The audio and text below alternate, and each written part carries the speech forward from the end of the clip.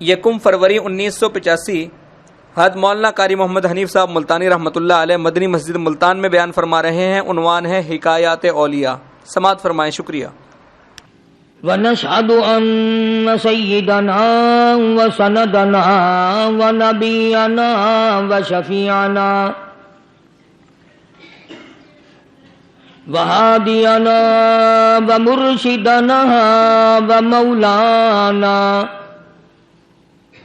ومولانا محمدا عبده ورسوله أرسله بالحق بشيرا ونذيرا صلى الله تعالى عليه وعلى آله وأصحابه وأزواجه وذرياته وبارك وسلم تسليما كثيرا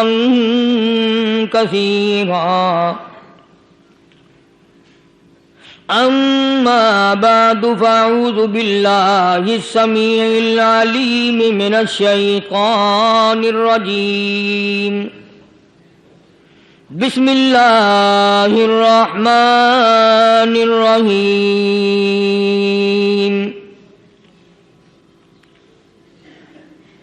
إن الذين قالوا ربنا الله ثم استقاموا تتنزل عليهم الملائكة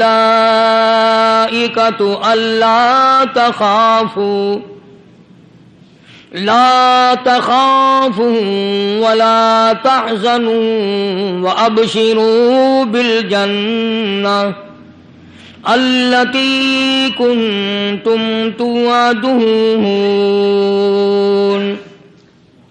نحن أولياؤكم في الحياة الدنيا وفي الآخرة ولكم فيها ما تشتهي أنفسكم وَلَكُمْ فِيهَا مَا تَدَّعُونَ نُزُلًا مِّنْ غَفُورٍ رَّحِيمٍ. صدق اللہ مولانا العلی العظیم وبلغنا رسولہ النبی الکریم ونحن على ذلك لمن الشاهدين والشاكرين والحمد لله رب العالمين. اللهم صل على محمد وعلى آل محمد كما صليت على إبراهيم وعلى آل إبراهيم إنك حميد مجيد. اللهم بارك على محمد وعلى آل محمد كما باركت على إبراهيم وعلى آل إبراهيم إنك حميد مجيد. ریکارڈنگ محمد طیب برائے RMC. ملنے کا پتہ طیب اسلامی ریکارڈنگ سینٹر مدنی جامع مسجد شارع راشد بہاولپور روڈ ملتان. اللہ کے نیک بندے، برگزیدہ بندے، اس کی تابع داری کرنے والے بندے، اس کی مرضیات پر چلنے والے بندے، دنیا کے حوادثات اور تھپیڑوں سے بچ کر اللہ اور اس کے رسول کریم صلی اللہ علیہ وسلم کا ہر وقت ذکر خیر کرنے والے بندے. اصل میں بندے یہی لوگ کہلانے کے حقدار ہیں. میری تیری غلطی ہے کہ ہم اپنے آپ کو بندہ سمجھتے ہیں. بندہ بننا بڑا مشکل ہے. صوبے سندھ سکھر کے علاقے میں حضرت مولانا تاج محمد صاحب امروٹی رحمت اللہ علیہ بہت بڑے بزرگ اور عالم گزرے ہیں. ان کے زمانے کا واقعہ ہے کہ ایک مسجد کا خادم تھا، مسجد کا جھاڑو دینے والا، صفیں بچھانے والا۔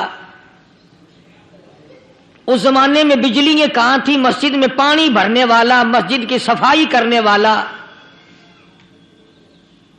مسجد کا خادم، جس کی آج ہمارے یہاں کوئی حقیقت نہیں، کوئی مقام نہیں۔ حالانکہ حدیث پاک میں آتا ہے کہ جس کو اللہ پاک اپنے دربار کا خادم بنا لے اسے اور کیا چاہیے۔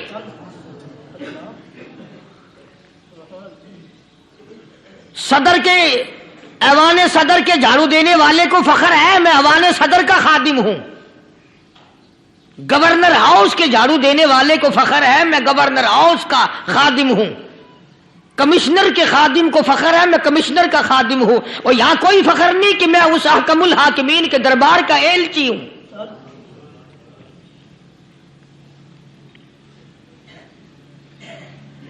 ایسا آدمی جب اللہ کے دربار میں پیش ہوگا اور اللہ پاک پوچھے گا کہ تو دنیا میں کیا کیا کرتا تھا، جواب دے گا الہی اپنے دربار سے پوچھ۔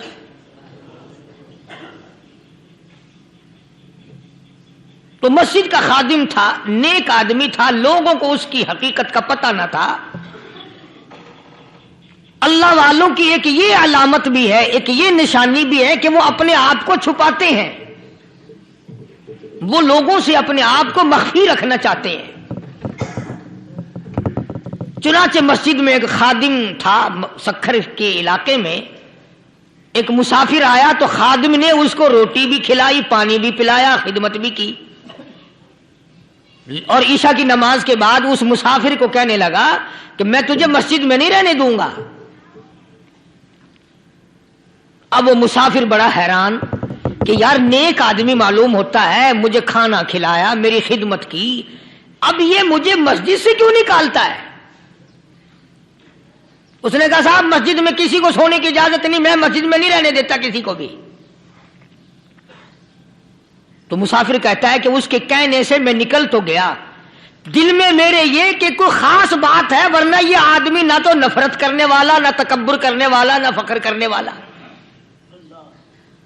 ہے کوئی بات۔ پہلے زمانے میں لوگ سوچا کرتے تھے، اب تو ایک منٹ میں کفر کا فتویٰ لگا دیتے ہیں۔ اب اگر آج کوئی اس نیت سے کہہ دے مسافر کو کہ بھئی یہاں چوری ہو جاتی ہے، لاؤڈ اسپیکر چوری ہو جاتے ہیں، گھنٹے چوری ہو جاتے ہیں، لہذا مسجد میں نہ سو، اور کوئی مسجد ہے تو پھر تھانہ ہویا کہ مسافر اس وقت تو نکل گیا، اور دور جا کر کے عشاء کی نماز کے بعد پھر واپس آ گیا۔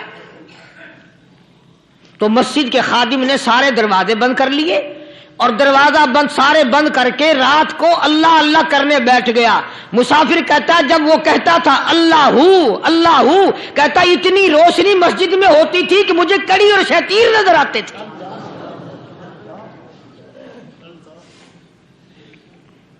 ساری رات وہ نہ سویا۔ یہ جو جھنڈے لگا کے بیٹھے ہیں انہیں کون ولی کہتا ہے؟ ولی کو جھنڈا لگانے کی ضرورت کیا پڑی ہے؟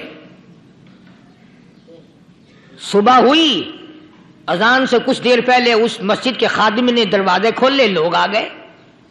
اب اس مسافر نے تو حال دیکھ لیا تھا، صبح کی نماز کے بعد کہنے لگا حضرت جی آپ نے چھپانے کی تو بڑی کوشش کی، پر میں نے پھر بھی دیکھ لیا، میرے لیے دعا فرماؤ، میرے لیے کوئی دعا فرماؤ۔ چنانچہ اس اللہ والے نے، اس مسجد کے خادم نے، اس ولی نے اس کے لیے دعا کیا کی؟ اللہ تعالیٰ تجھے انسان بنائے، اللہ پاک تجھے آدمی بنائے۔ اب وہ مسافر کہتا ہے کہ کمال ہو گیا، نہ میری دکان کے لیے دعا کی، نہ میرے مکان کے لیے دعا کی، نہ میرے دولت مند ہونے کی دعا کی، نہ میرے جنت میں جانے کی دعا کی، نہ میرے قبر سے عذاب سے بچنے کی دعا کی۔ یہ بھی کوئی دعا کہ اللہ تجھے بندہ بنائے؟ اب کون سا میں گدھا ہوں؟ یہ بھی کوئی میرے مطلب کی دعا کی ہے؟ وہ اللہ والا سمجھ گیا کہ اس نے میری دعا کی قدر نہیں سمجھی۔ مسجد میں بیٹھے تھے، پاس بازار تھا، اس اللہ والے نے اپنی ٹوپی اتار کر اس مسافر کے سر پہ رکھ دی اور کہا ذرا بازار میں جھانک مار جاتی پائی ہو، ذرا جھانکیوں بازار میں۔ جب اس نے نظر ڈالی تو لوگ چل رہے ہیں، کوئی گدھے کی شکل، کوئی کتے کی، کوئی خنزیر کی، کوئی بھیڑیے کی، کوئی چتے کی، کوئی لومڑی کی، کوئی گدڑ کی شکل ہے۔ اچھا وہ مسافر بھی سیانا تھا، اس کو خیال آیا کہ میں اپنے آپ کو تو دیکھوں تو گدڑ نظر آیا۔ پھر اس اللہ والے کی دعا کی قدر ہوئی۔ تو اس پر یہ میں نے ذکر کر دی بات، ایک حکایت اللہ والے کی کہ ہم کوئی بندے ہیں۔ اب آپ لوگوں میں سے شانے آدمی یہ کہتے ہوں گے کہ جی تو نے تو بات بنا دی ممبر پہ بیٹھ کے، آدمی نہیں تو اور ہم کیا ہیں؟ آؤ ذرا قرآن کریم سے پوچھیں۔ فرمایا لہم قلوب لا یفقہون بہا، اللہ پاک جل شانہ فرماتے ہیں جس کا دل قرآن کریم سمجھنے کا عادی نہیں، لہم قلوب لا یفقہون بہا، جس کا دل قرآن سمجھنے کے لیے تیار نہیں، وَلَهُمْ أَعْيُنٌ لَا يُبْصِرُونَ بِهَا، جس کا کان اللہ کا قرآن سننے کے لیے تیار نہیں، أَمْ لَهُمْ آذَانٌ لَا يَسْمَعُونَ بِهَا، ام لہم آذان یسمعون بها، جس کا کان خدا کا قرآن سننے کو تیار نہیں۔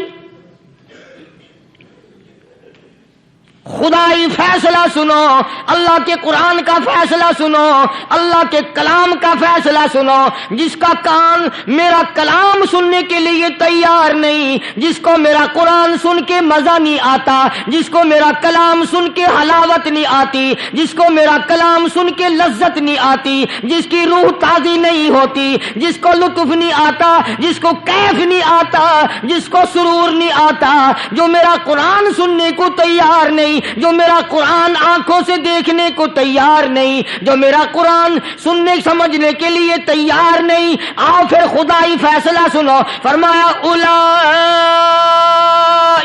کالانعام،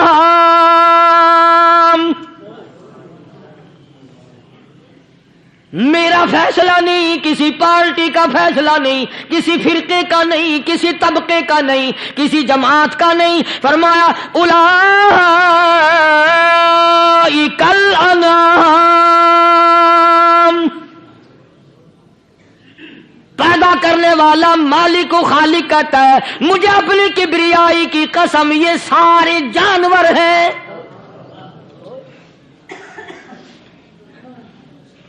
یہ سارے کے سارے جانور ہیں، یہ درندے ہیں جو ایک دوسرے کو چیر پاڑ کر کھاتے ہیں، یہ درندے ہیں جو ایک دوسرے کا خون پیتے ہیں۔ فرمایا بل ہم اضل، جانوروں سے بھی بدتر۔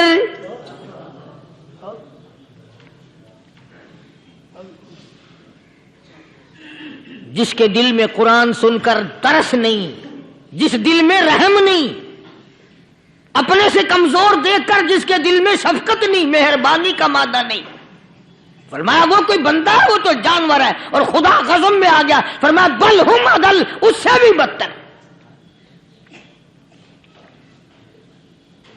اللہ والے جو ہیں وہ ان خصلتوں کو دور کراتے ہیں، اور وہ آدمی کے مزاج اور دل میں سے ایسی چیزیں نکالتے ہیں جو اس کی بربادی کا ذریعہ بنتا ہے۔ دل کی بیماریوں کا کسی کو فکر نہیں، بخار ہو جائے آپ چڑھ جائے آپ کو پتہ چل جاتا ہے، نزلہ ہو جائے آپ کو پتہ چل جاتا ہے، کھانسی ہو جائے پتہ چل جاتا ہے، دل کی بیماریوں کا کیا پتہ چلے؟ صحابہ اکرام رضوان اللہ تعالی علیہم اجمعین کی جماعت کے اللہ پاک کے محبوب حضرت محمد الرسول اللہ صلی اللہ تعالی علیہ وسلم نے دلوں کی صفائی کی۔ پہلے لوگ جھونپڑیوں میں کچے کوٹھوں میں رہتے تھے، نہ اتنی صفائی تھی نہ اتنی ترقی تھی۔ آج برتنوں کی صفائی دیکھو، کپڑوں کی صفائی دیکھو، مکان کی صفائی دیکھو، رات دن بس اسی دھندے میں لگے ہوئے، سارا دن برتن دھونے سے فرصت نہیں، سارا دن کپڑوں کے بناؤ اور سنوار میں فرصت نہیں۔ تو اللہ والے ایسے موقع پر بڑی عجیب بات کہتے ہیں. وہی مجذوب ہے. مجذوب علی رحمت کہتے ہیں بظاہر تو ہر شے میں بے حد صفائی، بظاہر تو ہر شے میں بے حد صفائی، مگر دل میں ہے گندگی انتہائی. بظاہر تو ہر شے میں چہرے کی صفائی، بدن کی صفائی، نہ جانے کتنی قسم کا صابن ہے، نہ جانے کتنی قسم کے پاؤڈر ہیں، نہ جانے کتنی قسم کے شیمپو ہیں، نہ جانے کتنی قسم کے کپڑے ہیں، کیا چال ڈھال ہے، کیا نئے نئے ڈیزائن ہے. مجذوب کہتا سب کچھ دیکھ لیا، بظاہر تو ہر شے میں بے حد صفائی، مگر دل میں ہے گندگی انتہائی. جس یار کی بیٹھک میں بیٹھ کے کھانا کھایا، جس رشتہ دار کی بیٹھک میں بیٹھ کے کھانا کھایا، اسی کی بہن کو دیکھ کر آبرو پہ ڈاکہ ڈالنے کا پروگرام ہے. جس دوست کے گھر میں بیٹھ کے کھانا کھایا، اسی دوست کی بیوی کی عزت لوٹنے کا پروگرام ہے. پرانے زمانے میں اب بھی دلی جیسے شہر میں اگر دعوت کی جاتی ہے تو وہاں ایک تشتری میں نمک آتا ہے سب سے پہلے. عرب میں بھی دستور تھا پرانے زمانے میں، اگر کوئی دعوت کرتا، کوئی تقریب کرتا، سب سے پہلے نمک آتا تھا. ایک ایک انگلی ہر شخص نمک چاٹتا تھا. کیا مطلب؟ جس نے نمک چاٹ لیا اب وہ نمک حرامی نہیں بنے گا. اس گھر میں چوری کرنا، اس گھر کی آبرو کا غلط تصور لانا، اس گھر کے مال میں خیانت کرنا وہ حرام سمجھتا تھا جس گھر کا میں نے نمک چکھ لیا. اور مسلمانوں کی بات نہیں، ہندوؤں کی بھی یہ باتیں تھی. مولانا محمد علی صاحب جلندری سب قید رحمت اللہ علیہ فرمایا کرتے تھے کہ ایک سکھ تھا بہت بڑا ڈاکو، مسلمان اور ہندو مل کر اس کو ساتھ ملا کر کے لے گئے کہ یہاں اس گاؤں میں اس پنڈ میں ڈاکہ ڈالے. سفر کر کے گئے، تکلیف اٹھا کے گئے. اس سکھ ڈاکو نے پوچھ لیا کہ یہ کون سا گاؤں ہے کہ یہ فلانا ہے. اچھا سارے کے سارے یہ تلاش کرو، یہ سوچ بچار کرو، اپنے پنڈ کی، اپنے علاقے کی، کسی مسلمان کی، کسی ہندو کی، کسی سکھ کی، کسی چوڑے چمار کی اس گاؤں میں لڑکی تو نہیں؟ ہمارے یہاں سے کوئی لڑکی تو شادی ہو کے یہاں نہیں آئی ہوئی. ان ساروں میں سے کہنے لگا کہ ہمارے بھنگی کی لڑکی جمعدار کی یہاں آئی ہوئی ہے. کہنے لگا واپس چلو، بیٹی بیٹی ہے چاہے بھنگی کی ہو یا نواب کی ہو. ارے کل بیٹی کا ڈولا دیا تھا، آج ڈاکہ ڈالیں گے، شرم نہیں آئے گی؟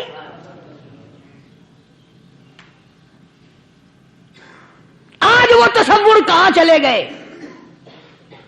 اور ہم سب روتے پھرتے ہیں، سکون نہیں، سکون نہیں، اطمینان نہیں. ارے اطمینان آئے گا کیسے؟ ہمارے دل بے ایمان ہے، نیتیں خراب ہے، آئے گا کہاں سے؟ صحابہ کرام رضوان اللہ تعالی علیہ مجمعین کی جماعت نے اس قدر اس بات پہ محنت کی اور کوشش کی کہ غلط لقمہ بھی پیٹ کے اندر نہ چلا جائے. چنانچہ میں علی الاعلان کہتا ہوں 1,29,000 صحابہ کرام، کالی کملی والے کے دیوانے اور پروانے، حضور کے یار جانثار، حضور کے ساتھ فاقہ کھانے والے، فاقوں مرنے والے، پتھر کھانے والے، اپنے بچوں کے ٹکڑے ہوتے ہوئے دیکھ کر لا الہ الا اللہ محمد الرسول اللہ کی صدا بلند کرنے والے صحابہ کرام کا یہ حال تھا.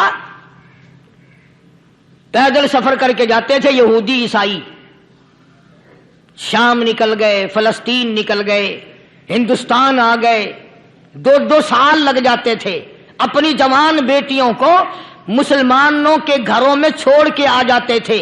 کبھی نگاہ نبوت نے جن کو رنگ دیا تھا، کبھی کسی صحابی پہ ذرہ برابر الزام نہیں لگا. ان یہودیوں کا، ان عیسائیوں کا یہ عقیدہ تھا کہ محمد صلی اللہ علیہ وسلم کے جو غلام ہیں ان کی نگاہ بھی پاک ہے، ان کے دل بھی پاک ہیں، ان کے ارادے بھی پاک ہیں، ان کے ہاتھ بھی پاک ہیں.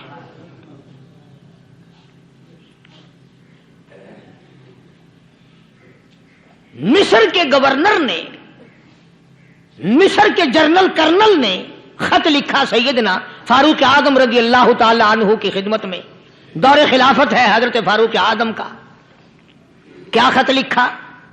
کہ حضور مجھے کافی وقت گزر گیا ہے اور فلاں علاقے میں آپ کے حکم سے ہم نے جانا ہے اور راستہ صرف ایک ہے اور اس راستے میں جال بچھا دیا گیا.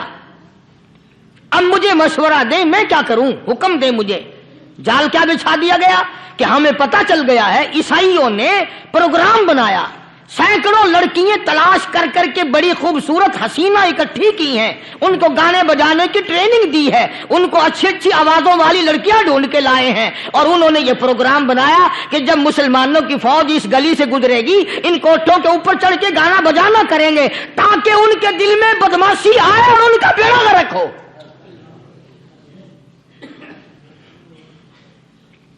کبھی کافر کا یہ عقیدہ تھا کہ مسلمان کا دل بگڑا تو یہ گیا, اس کی نیت میں خرابی آئی اور یہ تباہ ہوا. جناب فاروق اعظم رضی اللہ تعالیٰ عنہ نے اسے یہ خط نہیں لکھا کہ تو قرآن پڑھا کر, تو نفل پڑھا کر. امیر المومنین خلیفۃ المسلمین سیدنا فاروق اعظم رضی اللہ تعالیٰ عنہ نے اپنے جنرل کرنل کو خط لکھا کہ اس میں لمبی چوڑی فکر کی کوئی بات نہیں, اس میں کوئی پریشانی والی بات نہیں, کوئی سوچو بچار والی بات نہیں, سارے تیری فوج میں تیری کمان میں مسلمان ہیں, سب کو اکٹھا کر لے, ساروں کو اکٹھا کر کے قرآن کریم کے سورت نور کی 2 آیتیں سنا دے.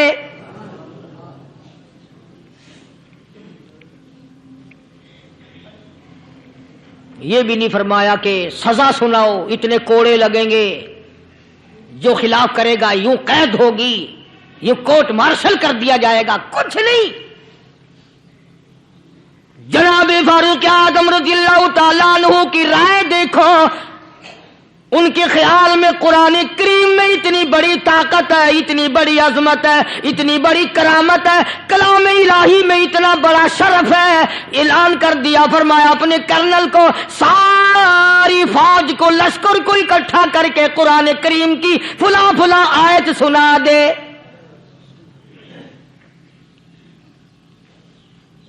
اور اس کے بعد بے دھڑک فوج کو لشکر کو اسی راستے سے گزار کے لے جا, بے دھڑک لے جا. ہائے کبھی قرآن کی 2 آیتوں سے کام بن جاتا تھا, اب سارے قرآن سے میرا تیرا کام نہیں بنتا. قصور قرآن کا نہیں ہے, یہ میرا تیرا ہے. یہ تو اتنی وفادار کلام ہے, اتنی پاک کلام ہے, خدا کی قسم ہزاروں رجسٹروں کے گتے, ہزاروں چائے کے ڈبے, ہزاروں مٹھائی کے ڈبے, لاکھوں کروڑوں دوائیوں کے ڈبے گندے نالوں پہ, کوڑیوں پہ, روڑیوں پہ پڑے ہیں, اور جس گتے نے قرآن کے ساتھ یاری لگا لی, خدا کی قسم کوئی آدمی بغیر وضو اس گتے کو بھی ہاتھ نہیں لگا سکتا. ہزاروں نہیں لاکھوں کپڑے مارکیٹ میں پڑے, پر جس کپڑے نے قرآن سے یاری لگا لی, جو کپڑا جسدان بن کر قرآن پہ چڑھ گیا, لوگ اس کو بھی چومتے ہیں اور چومنا چاہیے. یارو کپڑے نے قرآن سے یاری لگائی تو کپڑا عظمت والا بن گیا, گتے نے یاری لگا لی تو گتا بن گیا. ہزاروں قسم کے کاغذات روزانہ ذلیل ہوتے پھرتے ہیں, جس کاغذ پہ قرآن لکھا گیا وہ عظمت پا گیا, جس سیاہی سے قرآن لکھا گیا وہ سیاہی عظمت والی بن گئی. ارے اگر مسلمان قرآن کو اپنے اندر پیدا کر لے, اس کی عظمت کو بسا لے, اس کو اپنا لاہ عمل بنا لے, اس کو اپنے سر پہ رکھ لے, تو کیا یہ بندہ قرآن کے ساتھ وفاداری کرے تو قرآن کیا خیال ہے, قرآن بے وفائی کر دے گا؟ یقین نہیں, یقین اصل بات اعتقاد کی ہے. یقین کا تو یہ عالم بنا ہوا کہ اگر کوئی چوری کا معاملہ ہو جائے اور کسی پر شبہ ہو, اگر اسے کہو کہ قرآن اٹھا دے تو دیر نہیں لگائے گا, اور اگر کہے کہ فلانی خانگاہ کا کنڈا مار دے, کہ ایک کام میں نہیں کرتا. خانگاہ کے کنڈے پہ ایمان ہے, قرآن پہ ایمان نہیں. اس پر یقین ہے کہ پیر اندھا کر دے گا, اور یہاں یقین نہیں کہ جس خدا نے پیدا کیا اگر میں نے جھوٹا قرآن اٹھایا تو وہ برباد کر دے گا.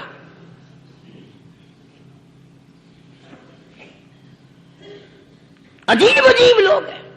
چنانچہ مصر کے کرنل نے, مصر کے جنرل نے ساری فوج کو اکٹھا کر لیا. اس نے بھی یہ بات تو نہیں کہی کہ فاروق اعظم کو دوبارہ خط لکھتا, کہ حضرت یہ تو 2 آیتیں آپ نے لکھی، یہ تو سارا قرآن روز پڑھتے ہیں، پر بنے گا کیا؟ جیسے فاروق اعظم کا یقین تھا، فاروق اعظم کی فوج کے کرنل کا بھی یقین ہے، فاروق اعظم کے فوج کے جنرل کا بھی یقین ہے، اس نے ساری فوج کو اکٹھا کیا، لشکر کو جمع کیا، اور اس کے بعد کہنے لگا قل للمؤمنین یغضوا من ابصارکم ویحفظوا فروجہم ذالک ازکی لہم ان اللہ خبیر بما یصنعون۔ او لوگوں، خدا تمہیں کہتا ہے اپنی آنکھوں کی حفاظت کرو، اگر تمہاری نظریں غلط جگہ پڑی اپنی عزت کی حفاظت کرو، اپنی آبرو کی حفاظت کرو، اگر غلط نظریں پڑی، غلط استعمال ہوئی، ان اللہ خبیر بما یصنعون،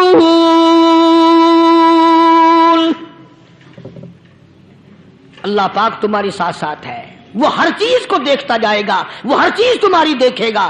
چنانچہ تاریخ شاہد ہے، ابن حشام نے لکھا ہے، ابن خلدون نے لکھا ہے، اور کئی مورخین نے لکھا ہے کہ جب مسلمان جرنل نے، مسلمان کرنل نے اپنی فوج کو قرآن کی 2 آیتیں سنائی اور اس کے بعد حکم دیا چلو، تمام کا تمام لشکر چل رہا ہے، ادھر ڈھول بجا، دھماکے بجے، گانا شروع ہوا، گانا بجانا شروع ہوا، ساری فوج نکل گئی، سارا لشکر چلا گیا۔ لڑکیوں نے دیکھا کہ یہ تو ختم ہو گئے، نیچے آواز دے کے کہنے لگی اور جانے والوں یہ ساری فوج کئی اندھوں کی فوج تو نہیں؟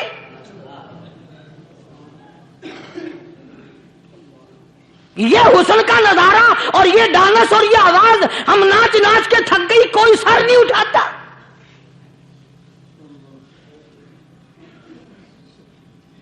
اور آج دیکھ لیں آپ، ہر گھر کے اوپر وہ لگا ہوا ہے ایریل، لعنت کا ایریل لگا ہوا ہے، لعنت کا ایریل۔ حاجیو تم کیا کہتے ہو کہ ہمارے گھر کا اس میں کیا بگڑے گا؟ خدا کی قسم وہ بگڑتا ہے، وہ دیمک لگتی ہے، وہ تباہی پھرتی ہے، تمہیں پتہ بھی نہیں چلتا۔ تم نے کیا سوچ رکھا ہے؟ مسلمان کرنل کے حکم پہ ساری فوج نکل گئی، ناچنے والی گانے والی لڑکیاں عیسائیوں کی حیران ہیں، کیا ہوا؟ لاکھوں کی تعداد میں فوج گزر گئی، کوئی نگاہ اٹھا کے نہیں دیکھتا۔ ایک مسلمان سپاہی گزرتا گزرتا نیچی نظریں کیے کیے کہنے لگا سر کیسے اٹھائے، نگاہ کیسے کوئی اٹھائے گا؟ یہ سارے کے سارے اللہ کا قرآن سن کر آئے ہیں۔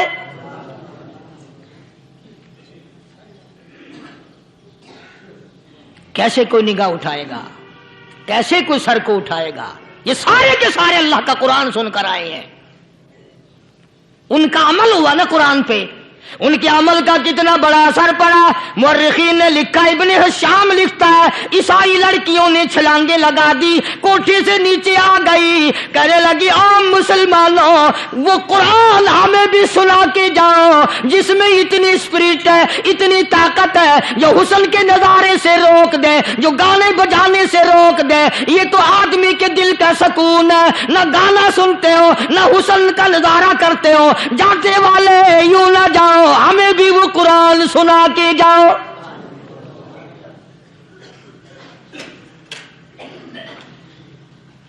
اس قرآن میں کتنی بڑی طاقت ہے، وہ کتنی عظمت ہوگی، اس میں اس کلام میں کتنی برکت ہوگی، جس کلام میں یہ تاثیر ہے کہ وہ ایسی ایسی چیزوں سے روک دیتا ہے۔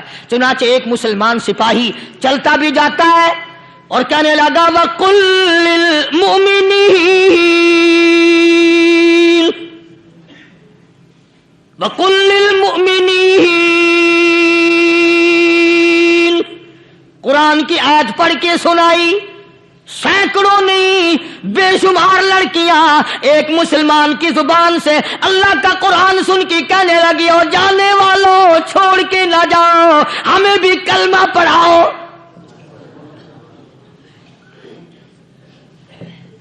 جتنی بھی وہ ناچنے گانے والی تھی، तमाम की तमाम कलमा पढ़कर मुसलमान बन गई। और मुर्रिखीन ने लिखा है आखिरी दम तक कुरान की शादाई और दीवानी बन के गुजरी है। फिर वो लड़कियां जो रात दिन हुस्न जमाल का पैकर बनी रहती थी, उलमा ने लिखा है जब मौत आई एक एक के बदन में कपड़े लिबास में मौत आई तो 50-50 टाटी लगी हुई थी।